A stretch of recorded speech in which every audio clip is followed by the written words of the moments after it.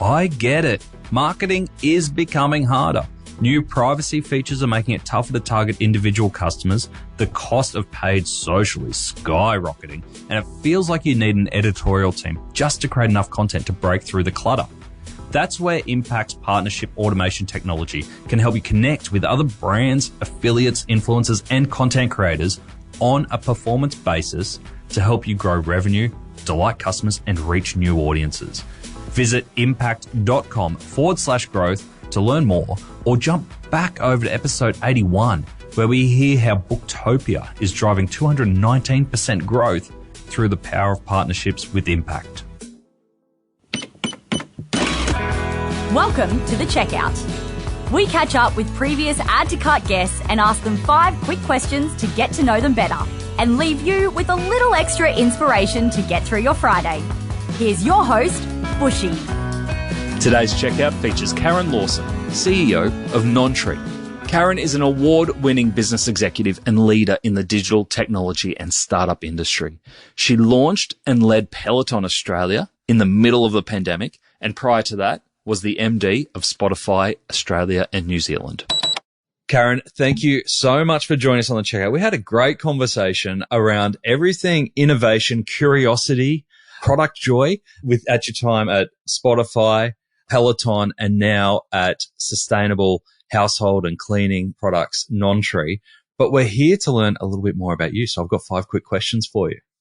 Okay, shoot away. All right. Number 1, what is the weirdest thing that you've ever bought online? So in lockdown, I'm sure we bought lots of weird stuff in lockdown.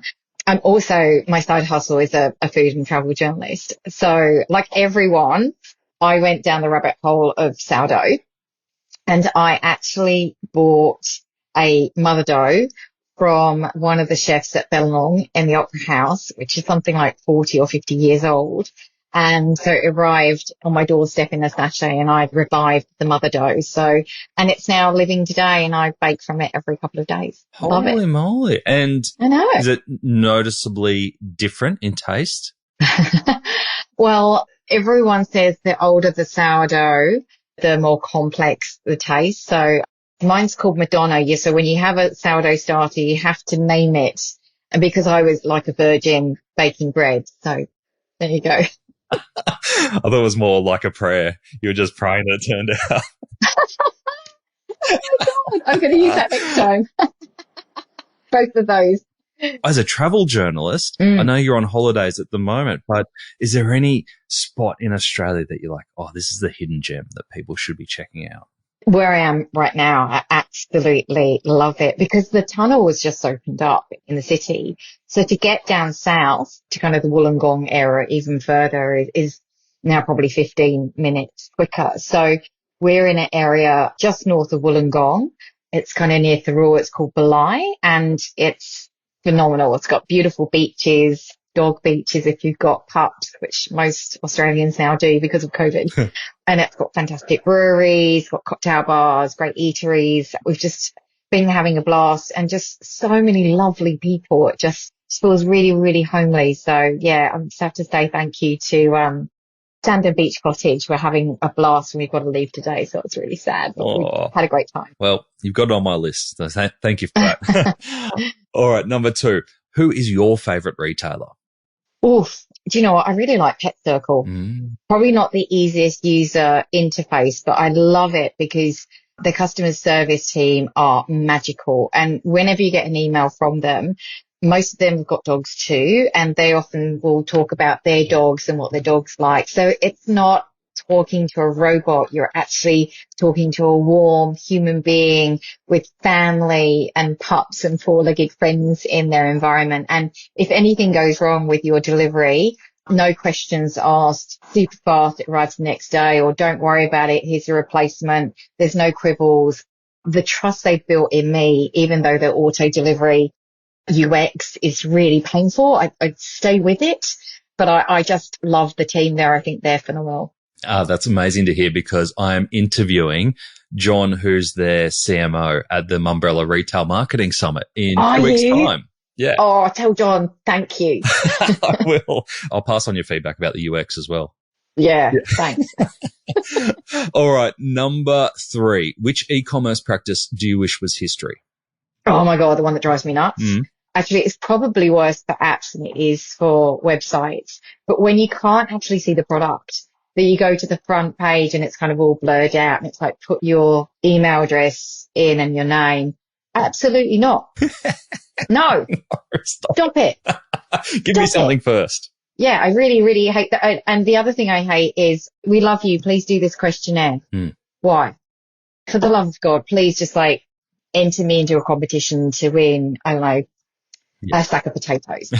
Just provide a value exchange. I really hate the selfishness and greediness of companies that ask for us as consumers who like your brand, and there is no value exchange for that. Don't tell me it's because you care about me. No. Do something for me. Yeah. So those are the two things. I love them both. Spot on. I just got an email this morning about, I bought a phone charger online. Most unsexy product ever, $50. I've had 3 emails asking for a product review. I'm like, I don't care. It charges the phone. That's all I need. Is it good? Do you like it? Yeah, it's fine. Plugs into the wall. Turns on. Great. All right. Number 4. Can you recommend a book or a podcast that our listeners should immediately get into? Oh, I love podcasts so much. I'm not a huge book reader, but I absorb podcasts. So many I love. Let me just think. So every day, the Squiz. I just love the team at the Squiz. It's short, sharp, snappy, but they also do deep dives into what sometimes can be quite complex, like what's going on in the Middle East. How did that all happen? There's someone that actually do a deep dive to help you unravel all of those, I guess, quite complex world stories. So I love them. Masters of Scale, again, is another great one. I just like the episodic collection of how Amazon got to where it was, or how Netflix built their business and their culture. The Chanticleer, the AFR team, again, just anything around financial advice, what's going on in the market, makes it really easy and accessible. And I love their dynamic. And then this is an oldie, but a goodie. If anyone's familiar with the world of podcasting, then one of the founding fathers, one of the biggest podcast companies in the world is Gimlet, which actually got bought by Spotify. And there is an actual podcast called the Startup Podcast. Yes. And it follows the story of the founder founding Gimlet. So before it was even a thing.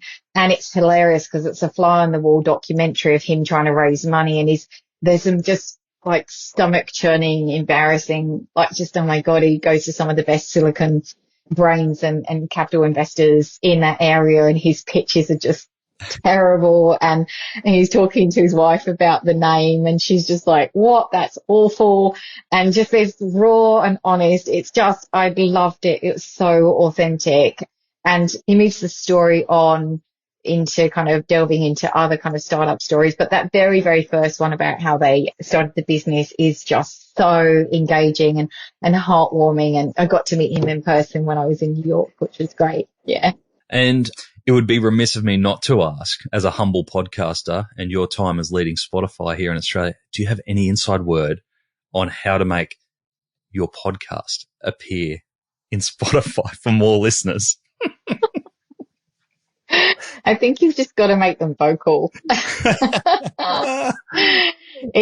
I think that just do what you do. It's like if audiences love you, get great guests, make sure the guests are also sharing it as well to their audiences, because it's like anything. We're so time poor that we're all looking for recommendations. And whilst we're probably very used to getting recommendations for shopping or for buying new books, I don't think the process is to find a podcast that you like because this is your world or these are your interests. It's not as easy to kind of find your tribe in podcasting. And so I see a lot of people posting on Facebook to their mates going, what are you listening to? And, oh, okay, let me bookmark that, because we haven't yet found a really easy way to curate the ones that we like. So I'm sure there is a company out there trying to become the new pod club of Australia. But and if there isn't, I think you've given plenty of people the idea now. So indeed, keep doing what you're doing. It's just doing great. It's such a great job bringing these stories to life. Lovely. Thank you. All right. Last question I have for you, Karen. Finish this sentence. The future of retail is? Be human. Nailed it. Thank you. Karen, thank you so much for joining us on The Checkout. Absolute pleasure. I've had a ball. Thanks so much, Nathan. To hear more from Karen, jump back into episode 386, where Karen shares how to turn product like into product joy. She gives us her take on how to successfully move into different international markets, and we get some great tales from her time leading two of the most impactful companies in the world. Thanks for listening, and until next time, keep adding to cart.